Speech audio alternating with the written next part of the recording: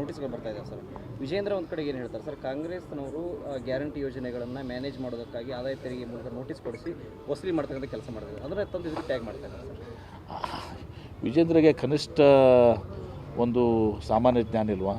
IT department ಯಾರಿಗೆ ಬರ್ತದೆ? ರಾಜ್ಯ ಸರ್ಕಾರಕ್ಕೆ ಇರ್ತದೆ. ನೀವೇ ಹೇಳ್ಬಿಡಿ, IT ಡಿಪಾರ್ಟ್ಮೆಂಟ್ ರಾಜ್ಯ ಸರ್ಕಾರಕ್ಕೆ ಇರ್ತದೆ. ಸೆಪ್ಟೆಂಬರ್ನಲ್ಲಿ ಮಾಡ್ತೀವಿ, ಪ್ರೊಬಬ್ಲಿ ಟೆಂಟೇಟಿವ್ಲಿ ಸೆಪ್ಟೆಂಬರು. ಆಗಸ್ಟ್ನಲ್ಲಿ ಈಗ ಸೆಷನ್ ನಡೀತದೆ. ಅದಕ್ಕಿಂತ ಮುಂಚಿತವಾಗಿ ನಾವು ಭಾಳಷ್ಟು ಪ್ರಸ್ತಾವನೆಗಳನ್ನು ಸಲ್ಲಿಸಬೇಕಾಗಿದೆ. ಯಾಕಂದರೆ ಸಂಪುಟ ಸಭೆಯಲ್ಲಿ ಅಂದಮೇಲೆ ಸೀದಾ ಹೋಗಿ ನಾವು ನಮ್ಮ ಸಬ್ಜೆಕ್ಟ್ಸನ್ನು ಇಡೋಕ್ಕಾಗೋದಿಲ್ಲ. ಈಗ ಆ ಸಬ್ಜೆಕ್ಟ್ಸ್ಗಳನ್ನೆಲ್ಲ ನಾನು ಕೂಡ ಕ್ರೋಢೀಕರಿಸ್ತಾ ಇದ್ದೀನಿ.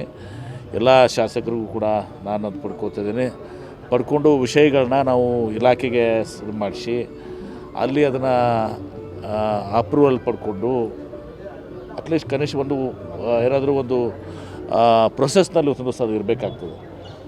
ಆ ಕೆಲಸವನ್ನು ಇವತ್ತೊಂದು ದಿವಸ ಕೂಡ ಈಗಾಗಲೇ ನಾನು ಪ್ರಾರಂಭ ಮಾಡಿದ್ದೀನಿ. ಎಲ್ಲ ಶಾಸಕರು ಕೂಡ ಅವ್ರಿಗೂ ಮಾತಾಡಿದ್ದೀನಿ. ಮೊನ್ನೆ ಭೇಟಿ ಆಗೋರಿದ್ದೀವಿ. ಆ ಸಂದರ್ಭದಲ್ಲಿ ಬೇರೆ ಒಂದು ಯಾವುದೋ ಕಾರಣಕ್ಕೆ ಅದನ್ನು ಕ್ಯಾನ್ಸಲ್ ಮಾಡಬೇಕಾಯಿತು.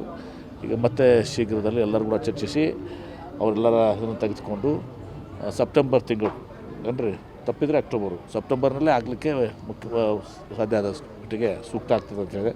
ಹೀಗಾಗಿ ಇಲ್ಲಿಯ ಜನರ ಜ್ವಲಂತ ಸಮಸ್ಯೆಗಳು ಮತ್ತು ಇಲ್ಲಿ ಸಂಪುಟ ಸಭೆ ಆದರೆ ಅದು ಉತ್ತರ ಕರ್ನಾಟಕದ, ಅದರ ವಿಶೇಷವಾಗಿ ಬಾಂಬೆ ಕರ್ನಾಟಕದ ಸಭೆ ಆಗ್ತದೆ, ಅದು ಕಿತ್ತೂರು ಕರ್ನಾಟಕದ್ದು. ಅದಾಗಿಯೂ ಕೂಡ ನಮ್ಮ ಜಿಲ್ಲೆಗೆ ಹೆಚ್ಚಿನ ಒಂದು ಒತ್ತು ಸಿಗಬೇಕು ಅಂಥೇಳಿ ನಾನು ಆ ಸಂದರ್ಭದಲ್ಲಿ ಯಾವಾಗ ನಿಮ್ಮ ಮಲೆ ಮಹದೇಶ್ವರದಲ್ಲಿ ಇವತ್ತು ನಿಮ್ಮ ಸಂಪುಟ ಸಭೆ ನಡೀತು, ನಾನು ಮುಖ್ಯಮಂತ್ರಿಗಳಿಗೆ ವಿನಂತಿ ಮಾಡಿಕೊಂಡೆ ವಿಜಯಪುರ ಜಿಲ್ಲೆಯಲ್ಲೂ ಆಗಬೇಕು ಅಂಥೇಳಿ. ಈ ಮಧ್ಯೆ ಮತ್ತೆ ಹೋದ ಸಲ ಇವತ್ತು ನಂದಿ ಹಿಲ್ನಲ್ಲಿ ಕೂಡ ಆಯಿತು. ಈಗ ಸೆಪ್ಟೆಂಬರ್ನಲ್ಲಿ ಇಲ್ಲಿನೂ ಕೂಡ ನಡೀತದೆ. ಸಾಧ್ಯ ಆದಷ್ಟು ಆ ಸಂಪುಟ ಸಭೆ ಆದರೆ ಇಲ್ಲಿ ಒಂದು ವಿಜಯಪುರ ಜಿಲ್ಲೆಗೆ ಒಂದು ಗೌರವ ಬರ್ತದೆ ಮತ್ತು ಇಲ್ಲಿ ಜ್ವಲಂತ ಸಮಸ್ಯೆಗಳಿಗೆ ಸ್ಪಂದನೆ ಮಾಡಲಿಕ್ಕೆ ನಮಗೆ ಕೆಲವೊಂದು ಪ್ರೊಜೆಕ್ಟ್ಸ್ನು ನಾವು ಕ್ಲಿಯರ್ ಮಾಡ್ಕೊಳ್ಳೋಕ್ಕೆ ಆಗ್ತದೆ. ಸರ್, ಆದಾಯ ತೆರಿಗೆ ಇಲಾಖೆ